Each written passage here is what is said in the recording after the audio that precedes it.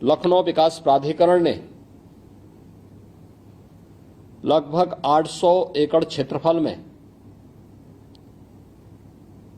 7,000 करोड़ रुपए की लागत से इस बड़ी आवासीय स्कीम को लाने में सफलता प्राप्त की है, और वह भी लखनऊ में, जहां पे इंटरनेशनल एयरपोर्ट नजदीक हो, एक्सप्रेसवे और लखनऊ रिंग रोड इससे जुड़ती हुई हो, एक इंटीग्रेटेड टाउन प्लानिंग के तहत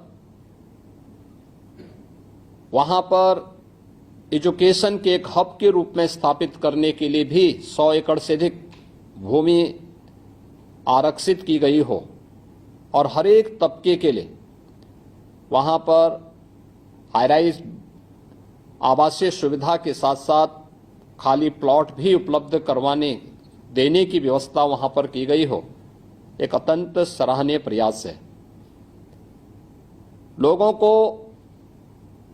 अच्छे आवासीय सुविधा प्राप्त हो,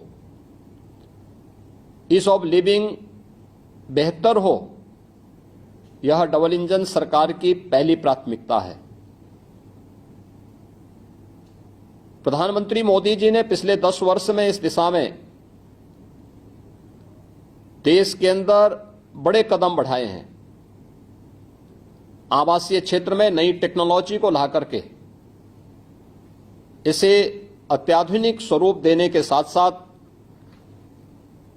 समय से पूर्व उपलब्ध कराना और सस्ते आवासीय सुविधा उपलब्ध करवाना, यह आज की आवश्यकता है, और उस आवश्यकता के अनुरूप लखनऊ विकास प्राधिकरण ने लखनऊ के अंदर इस कार्यक्रम को आगे बढ़ाया है। किस योजना में अभी लगभग 800 एकड़ क्षेत्रफल में यह आवासीय योजना प्रस्तावित की गई है। 1.5 लाख लोगों को आवासीय सुविधा इसमें मिलेगी, जिसमें 10,000 फ्लैट का निर्माण 60 प्लॉट्स में करने का प्रावधान किया गया है। EWS LIG श्रेणी के 5,000 भवनों में 25,000 से अधिक लोगों के लिए आवासीय सुविधा का प्रावधान किया गया है। प्रधानमंत्री आवास योजना के अंतर्गत भी 3,000 आवास निर्माण की सुविधा यहां उपलब्ध करवाई गई है, और 100 एकड़ में एडुटेक सिटी का भी विकास करना इसमें प्रस्तावित किया गया है। 4,000 आवासीय भूखंडों में 20,000 लोगों को आवासीय सुविधा और 130 एकड़ भूमि में पार्क का विकास भी यहां पर इस आवासीय स्कीम में प्रस्तावित किया गया है। मुझे पूरा विश्वास है कि जितनी देर में स्कीम आई है, उतनी जल्दी लोगों के बीच में अनंत नगर योजना वासंती नवरात्रि के अवसर पर आज लॉन्च की जा रही है, यह उतनी ही शीघ्र लोगों के लिए लोकप्रिय होगी। अभी से हम इसकी तैयारी करें, और यह आवासीय योजना आम जन के ईज ऑफ लिविंग के लिए तो महत्वपूर्ण होगी ही, साथ साथ हम इस बात को भी सुनिश्चित करेंगे कि किसी भी जरूरतमंद को इस आवासीय योजना में किसी भी प्रकार के मीडिएटर की आवश्यकता न पड़े। यह लखनऊ विकास प्राधिकरण सुनिश्चित करेगा। इस प्रकार की आवासीय योजना और नई सिटी का बनना, यह सरकार की $1 ट्रिलियन की इकोनॉमी यानी उत्तर प्रदेश की अर्थव्यवस्था को सुदृढ़ करने की दिशा में किए जाने वाले कदमों को भी और मजबूती प्रदान करना है। लोगों के जीवन में परिवर्तन हो, उन्हें बेहतर आवासीय सुविधा प्राप्त हो,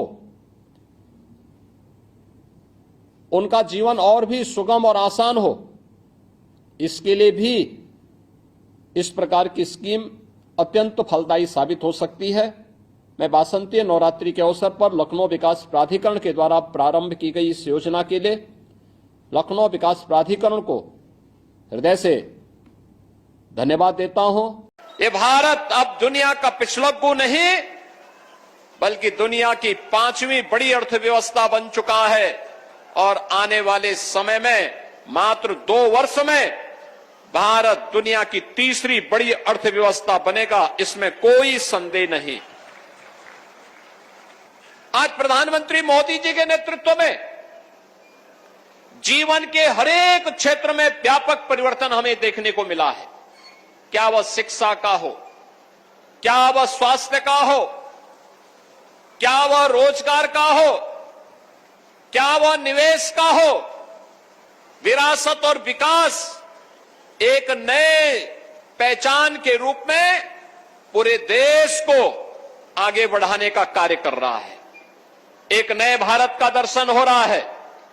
वह भारत अब दुनिया का पिछलग्गू नहीं बल्कि दुनिया को अपने पीछे चलने के लिए मजबूर करने वाला भारत है। अपने पुरुषार्थ से दुनिया को अपने पिछलग्गू बनाने के लिए मजबूर करने वाला भारत है। और यही कारण है इस नए भारत को हर एक व्यक्ति कौतूहल की निगाहों से देख रहा है। दुनिया में कहीं नहीं हुआ होगा जब पूरा देश एक स्वर में अपने नेतृत्व के साथ खड़ा होकर के बोलता है, तब 500 वर्षों की दास्ता की बेड़ियां टूटती हैं और अयोध्या में राम जन्मभूमि फिर से भव्य स्वरूप लेता हुआ दिखाई देता है। जब पूरा देश अपनी विरासत पर गौरव की अनुभूति करता है, तब महाकुंभ में 66 करोड़ से अधिक देश और दुनिया का श्रद्धालु आकर के भारत के सनातन की सामर्थ्य को दुनिया के सामने प्रस्तुत करने में सफल हो जाता है। ये नया भारत है। इस नए भारत ने अपने सामर्थ्य की ताकत का एहसास भी कराया है, अपने सौहार्द की और सद्भाव की ताकत का एहसास भी कराया है, और इसी ने दुनिया को यह संदेश भी दिया है कि बल बुद्धि और वैभव में भले ही हम कितने भी मजबूत क्यों ना हो, लेकिन हम जबरन किसी पर आधिपत्य न स्वीकार करेंगे और न किसी का बलपूर्वक किसी का ग्रहण ही करेंगे। दुनिया में इतिहास इस बात का साक्षी है, किसी भी कालखंड में भारत ने तलवार के बल पर किसी पर शासन नहीं किया, किसी पे नहीं किया।